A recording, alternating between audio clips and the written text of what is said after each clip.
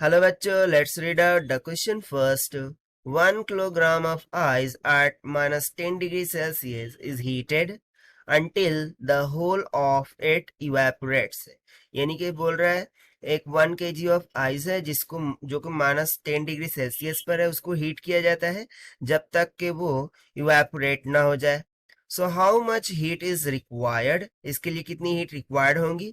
While it is given that latent heat of fusion of ice is 336 × 10⁻³ joule per kg, latent heat of steam 2268 × 10⁻³ joule per kg, और specific heat of ice वो given है 2.1 × 10⁻³ joule per kg per degree Celsius. So for this, let's see the solution. But before of that, let's talk about the key concept which we are going to use here for this question.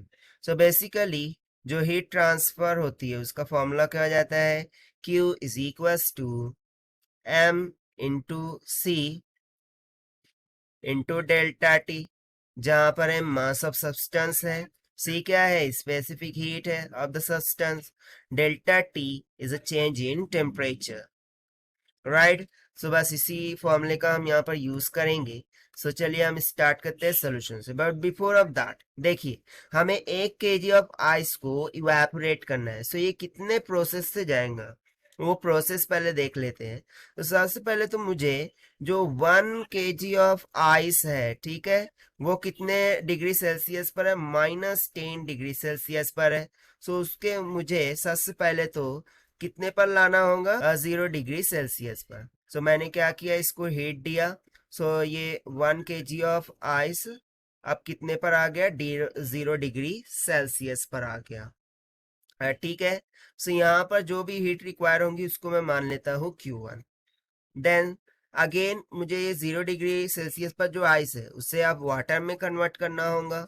So let's say कि 1 kg of water हो गया है. सो इसमें भी मुझे कुछ heat लगेंगी. सो उसको मैंने मान लिया Q2 के इक्वल. अब इसके बाद जो वाटर है, ठीक है, उसको मुझे इवेपोरेट करना है. ठीक है, ये 0 डिग्री सेल्सियस पर आया है. बट मुझे इवेपोरेशन के लिए कितने डिग्री सेल्सियस पर वाटर को लाना होगा, 100 डिग्री सेल्सियस पर. सो अब मैं जो 1 kg ऑफ वाटर है उसको कितने डिग्री सेल्सियस पर लाऊंगा, 100 डिग्री सेल्सियस पर. सो इस टाइम पर भी कुछ हीट रिक्वायर्ड होंगी. सो उसको मैंने मान लिया Q3. एंड फाइनली जब ये 100 डिग्री सेल्सियस पर आ जाएगा सो वो इवेपोरेट होने लगेगा. एंड इन दिस केस मुझे 1 kg ऑफ क्या मिल जाएगा, वेपर मिल जाएगा. सो इस टाइम पर भी मुझे कुछ हीट रिक्वायरमेंट होंगी, उसको मैं मान लिया Q4. सो हमें सभी हीट को क्या करना होगा, फाइंड करना होगा, और फिर उसको हम समीशन ले लेंगे. सो हमें टोटल हीट जो रिक्वायर्ड होंगी बाय द सिस्टम वो पता चल जाएंगी. सो चलिए हम स्टार्ट करते हैं Q1 से. ठीक है. सो Q1 में क्या हो रहा है, मैं -10 डिग्री सेल्सियस पर जो आइस है उसे 0 डिग्री सेल्सियस पर कन्वर्ट कर रहा हूँ. सो इसके लिए हीट रिक्वायर्ड है होंगी मुझे Q1, जो कि सिंपली फॉर्मूले से हो जाएंगी MC डेल्टा T के. ओके. सो यहाँ पर हम वैल्यू सब्स्टिट्यूट कर देते हैं. सो मास ऑफ आइस कितना है, 1 kg multiply by specific heat of ice हमें गिवन है कितनी, 2.1 into 10⁻³ multiply by change in temperature. So देखिए मैं उसको 0 डिग्री सेल्सियस पर ला रहा हूँ. सो फाइनल टेम्परेचर हो गया 0 degree Celsius minus of initial उसका कितना था, -10 डिग्री सेल्सियस. सो देखिए ये कितना आ जाएगा हमारे पास, 21 किलो जूल के इक्वल. ठीक है. अब यहां से देखिए हम सेकंड स्टेप जाएंगे. ठीक है, Q2 फाइंड करेंगे. यानी कि अब आइस क्या होगा, मेल्ट होगा. सो मेल्टिंग के लिए Q2 हीट हो गई. So Q2 will be equals to simply mass of ice multiply by its latent heat. So ये हो जाएगा, मास कितना था, अगेन 1 kg ऑफ आइस था.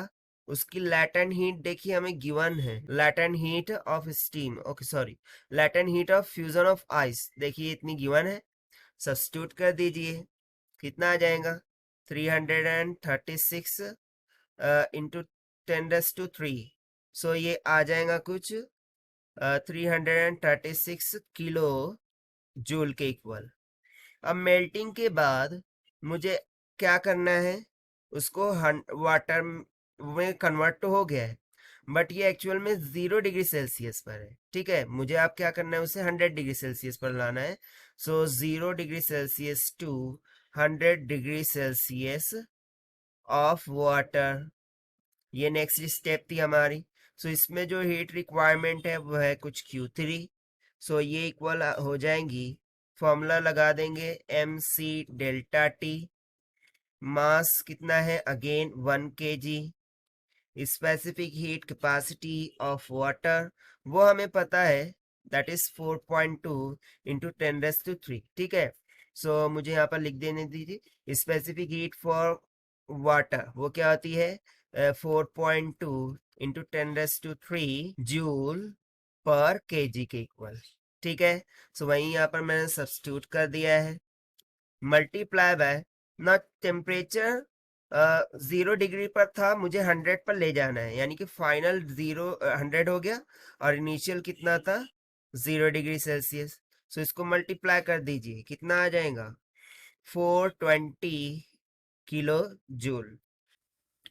नो द लास्ट वन, जब हम इसको वेपर में क्या कर रहे होंगे, कन्वर्ट करेंगे, यानी कि जब वेपर में जाएगा तो उसके लिए कितनी अमाउंट ऑफ हीट ऑब्जर्व करना होगा।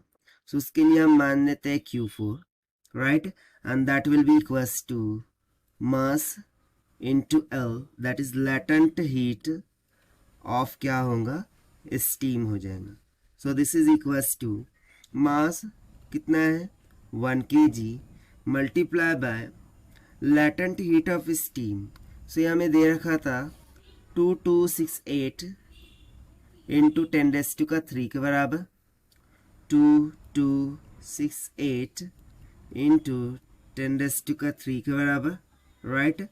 सो जब हम इसको मल्टीप्लाई करेंगे so this will comes out to be 2268 kilo joule, ठीक है। ये आ गई हमारे पास Q4 हीट जो कि हमें रिक्वायर्ड थी। Now finally the total amount of heat that we need to remove from the system, so वो कितनी आ जाएंगी, this is equals to Q1 plus Q2 plus Q3 plus Q4 की इक्वल। So this will be equals to Q1 कितनी आई थी 21 kilo joule plus Q2 336 kilo joule plus Q3 वो कितना आया था 420 kilo joule plus last one कितना आया था 2268 kilo joule. So when we add this all of the quantities, so total amount of heat कितनी निकल के आ जाएंगी 3045 किलो जूल के बराबर, और यही हो जाएगा हमारा final required answer for this question, जो कि हमने सॉल्व किया है by using the conceptual formula of heat से। So this is the required solution. I hope you understood well. Best of luck. Thank you.